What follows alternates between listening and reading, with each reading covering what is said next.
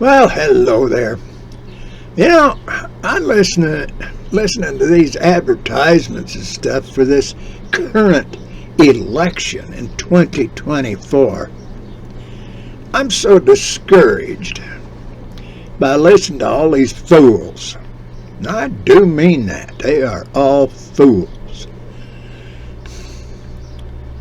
Anybody ever heard about the burning of Rome with that idiot emperor back there fiddling away? Supposedly, that's story anyway. How about the sacking of Rome? Anybody ever heard of that story? And them barbarians, they busted over the border. They came right through that frontier. The sacking of Rome. Yeah. And they all huddled up in that.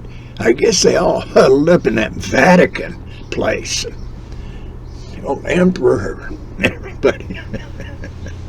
Of course, they just changed the name from Rome to the Holy Roman Empire, because them guys, they controlled everything clear up to Germany and all over up to, I guess they never got to them Norsemen. But when old Martin Luther pulled his stunt and gave the Bible to the people and said, "Here, you decide what it says," that caused all kinds of bloodshed and everything. Well, this stuff now, look at the bloodshed and everything. That's just idiotic. There's no excuse for it. Just money and power and we are so wonderful. We can tell everybody what to do. Well, I joined the Navy way back in 1963, and I contracted with them, with that military, to tell me when to go to bed, tell me when to get up, tell me what shoes to wear, tell me what uniform to wear, tell me when to eat, tell me when to shave, tell me when to poop, tell me when to pee, and all that kind of stuff.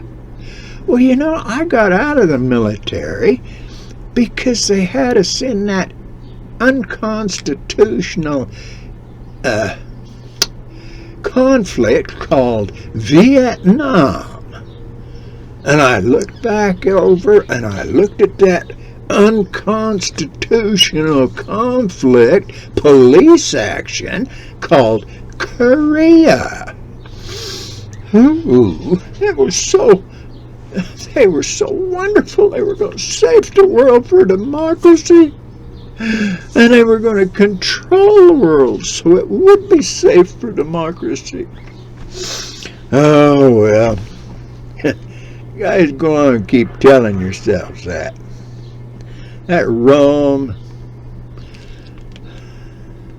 all of them things don't really matter. Look at the old Moors that were in Spain for a few hundred years.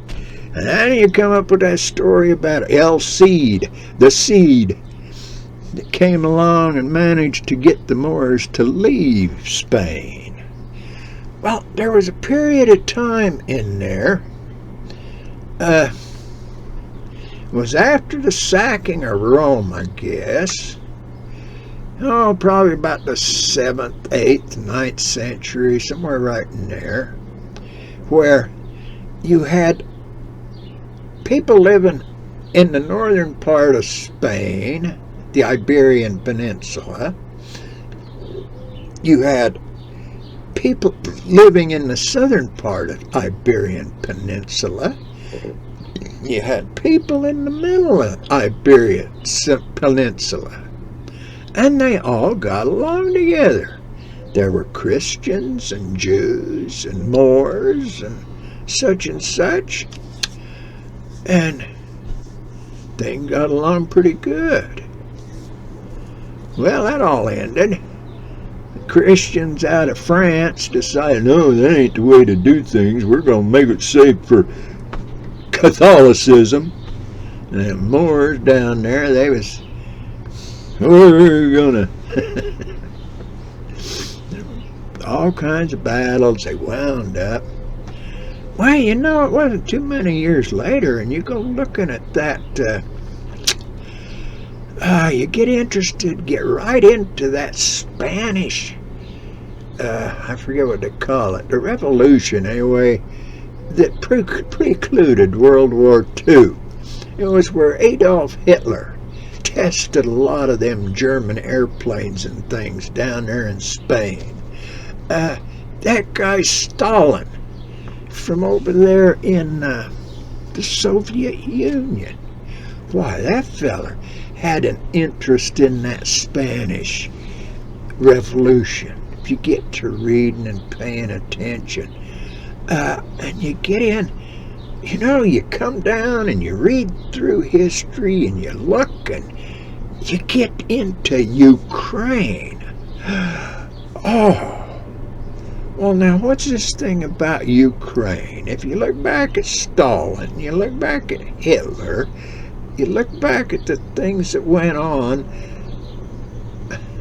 well, you know that Animal Farm? That Animal Farm that old Orwell wrote. Oh, I've heard different things. He said there was different things. Well, he was a socialist, but Stalin was a dead communist, and oh, he was a wicked one. And Hitler, he was a wicked one. See, and all this was taking place about the same time, and when Orwell wrote that story, that little pamphlet, that's a good little pamphlet. Looks a lot like the United States. He could have written it today for what's going on in this country, maybe. It's interesting. Well, anyway, that's the whole way it goes. You know, so there ain't nobody running for no offices nowhere that I can't hardly pick out a lesser of two evils out of them. Biden and Trump.